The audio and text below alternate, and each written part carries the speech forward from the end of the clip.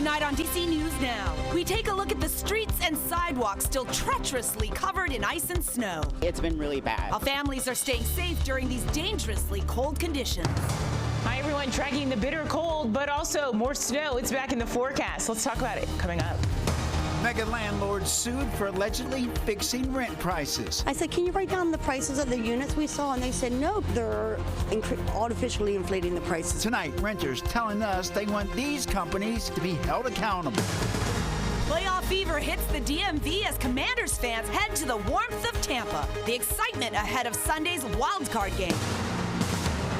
You're watching the station covering all of the DMV. This is DC News Now. Hi, everyone. Thank you so much for joining us for DC News Now at 9. I'm Susan Tran. And I'm Mark Hall. Chris Flanagan has the night off. A live look at the White House. A cold weather emergency remains activated in the district tonight. All right, let's get over to Chief Meteorologist Janessa Webb. It looks beautiful out there, but that's because we're inside looking out. Yeah, definitely. It is quite blustery across the entire region.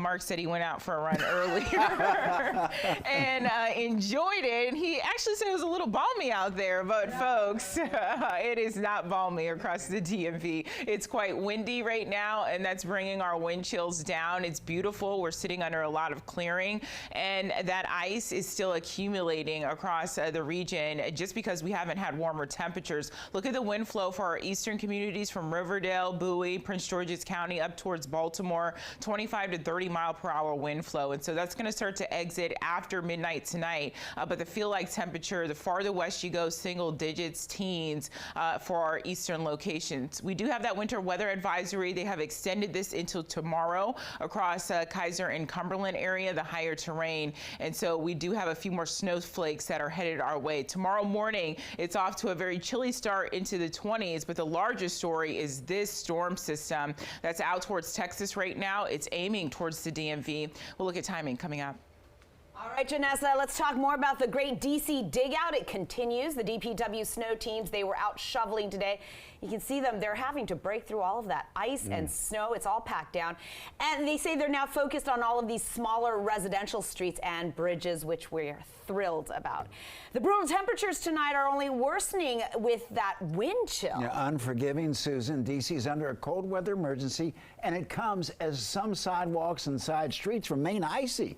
DC News Now's weekend anchor Ben Dennis is live along one of those problem streets. All right, Ben, it is very, very cold out there. How are people feeling about the safety of getting around at this point? We'll get to that in a moment. I would like to express that I know I work with empathetic coworkers who know what it's like to be out here in these conditions. It feels like it's less than 10 in Northwest right now. All right. Let's get to the real world impacts. Sidewalks, streets like here on Swan Street that have not been touched by the DPW yet in the district. It's a problem. And in our trip around the city tonight, issues that are hurting more than others. Take a look.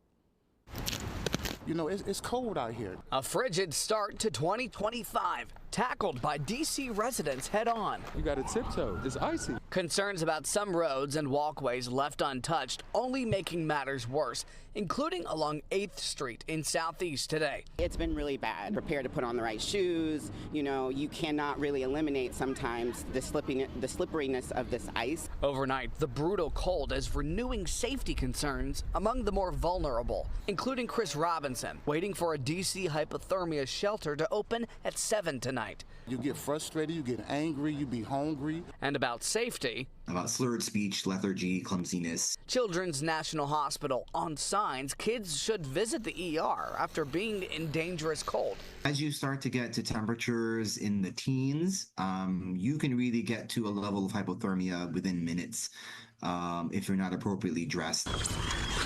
On the ice in Navy Yard, Wilson Coles helping DCPS students skate safely. Warming packets for hand warmers. I remember Snowmageddon. I remember when we used to get a lot of measurable snow every year, and it's nice to see that we still have that capability. You staying warm? You got cookies? I'll talk. Meantime, four-legged Moishi and owner John are taking the low temps in stride. So we're kind of enjoying it. I've got a 15-year-old dog who'd rather stay at home by the fire, but we got to get him out for nature's purposes. That's fair. And about that question, whether that D.C. shelter where we met Chris Robinson at could have been opened earlier given the low, frigid feels like temps today. We have reached out to the city for more information on it. Meantime, if you do happen to spot a street that has not yet been touched by city officials, those residential blocks supposed to be taken care of by the DPW, you're asked to contact 311. We're live in Northwest. Ben Dennis, back to you. Ben, thank you. The brine-making machines are up and running in Virginia. VDOT has been out getting the roads ready for the next round of snow, and officials say this saltwater solution will be sprayed on roadways to prevent snow and ice from bonding to the pavement. Developing now, really heartbreaking video out of Southern California here. Wildfires continue to scorch thousands of acres in LA County. Take a look. This is a 4-story home in Studio City. Despite efforts to save it, you can see right there, it just collapsed. For days, the strong winds have been picking up all of these embers, these flames, and throwing them from home to businesses and trees. And at times, the winds were so gusty, you couldn't fly in order to battle the fires from the air. The wildfires have now been noted to kill at least 5 people, with officials believing the death toll is set to rise. We're going to have more on the story ahead in our next half hour. And back in the district, an emotional final tribute to the late President Jimmy Carter. All 5 living U.S. presidents gathered at the Washington National Cathedral this morning for the state funeral. President Biden delivered a eulogy for Carter, praising his contributions to the country and reflecting on their friendship. The body of the former president now back in his hometown in Plains, Georgia for a private service. We'll have more on that service in our next half hour. Right now in Northern Virginia, an investigation into what led up to this deadly crash into an icy cold pond in Chantilly this morning. Police say it all started at the Wingate Hotel when the car went over a curb into the icy parking lot, down a snow-covered hill, and straight into the pond. The fire department's dive team pulling the 2 men from the car, and the officers say they had drowned. Oh, my goodness, no. I didn't hear about that. Yeah. It's tragic. It's kind of important to be careful and drive slow. Even, after the storm, there's just so much ice still left around. Police say the driver, Karna Kodka, and the passenger, Nish Al-Batah, died in the crash. Right now, it's just not clear if the 2 men were staying or working there at the hotel.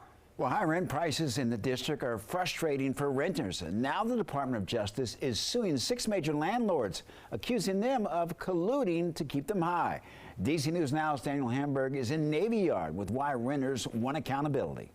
Here at the corner of 1st and I Street Southeast, there are several buildings side by side here, all owned by Graystar, one of 6 landlords being sued by the DOJ. Renters tell me prices are high and they do want to see oversight. Looking for apartments in D.C. can be frustrating. When I was looking at places, I said, can you write down the prices of the units we saw? And they said no, because the prices change every day. This week, the Department of Justice added 6 landlords to an existing antitrust lawsuit against RealPage filed in August.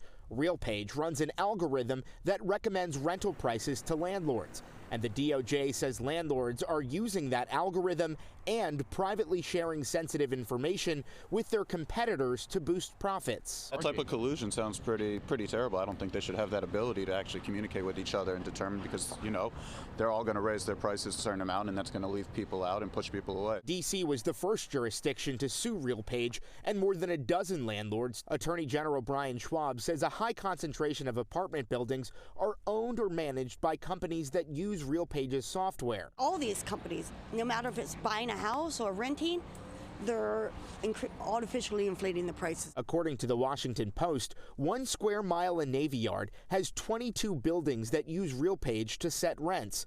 Graystar manages 6 of those buildings. They're pretty much kicking you out of the neighborhood, too. Which I don't think is really appropriate either, especially since this neighborhood's really nice. In a statement, Graystar says it has and will conduct its business with the utmost integrity. At no time did Graystar engage in any anti-competitive practices. You would hope that the rent price that you have that you signed for originally is kind of what you're going to be going with, but a lot of places are increasing, and that's unfair. RealPage says, quote, "It's past time to stop scapegoating RealPage and now our customers for housing affordability problems when the root cause of high housing costs is the undersupply of housing." RealPage says fewer than 10% of all rental housing units in the U.S. use its software to suggest rental prices, and recommendations are only accepted less than half the time. In Navy Yard, Daniel Hamburg, DC News Now. We're following breaking news tonight. The Supreme Court rejecting President-elect Trump's appeal, clearing the way for a New York judge to sentence him tomorrow. A jury found Trump guilty on all 34 counts back in May of falsifying business records to hide a payment to an adult film star, Stormy Daniels. The judge is slated to give Trump an unconditional discharge, so he will face no jail time, probation, or fines, but the conviction will remain on his record. Chief Justice John Roberts and Justice Amy Coney Barrett both sided with the High Court's 3 liberal judges in rejecting Trump's emergency motion. All right, let's talk Commanders. It is set to be a really exciting weekend as the Commanders are going to be in the playoffs for the first time in 4 years, and they're going to be playing the same team that they lost to earlier this season, the Buccaneers. And many fans, Susan, are getting ready to travel to Tampa for the game and hoping that rookie quarterback Jaden Daniels can play well and help get that win. DC News Now's Tim Reed has reaction tonight from a loyal fan. This weekend, the Commanders are looking for redemption, and many Commanders fans here in the DMV are traveling to watch the game. I spoke to one Commanders fan who's excited to make this trip.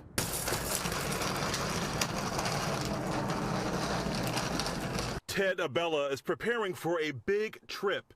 He's getting all packed to catch a plane to Tampa to watch the Washington Commanders take on the Buccaneers on Sunday. It's really a coin toss. This is anybody's game. And to have the primetime matchup on Sunday Night Football, I mean, I think Commanders fans, Washington fans should get used to being underneath those lights. Abella is one of the DMV's biggest Commanders fans. He's also known as Tailgate Ted. This is my lucky one that I've worn to all of our home games, and we won 7 this year, so I got to make sure this one's with me too. Inside his suitcase, he packed all his team burgundy and gold clothes, including team socks, and will be wearing his favorite Commanders varsity jacket.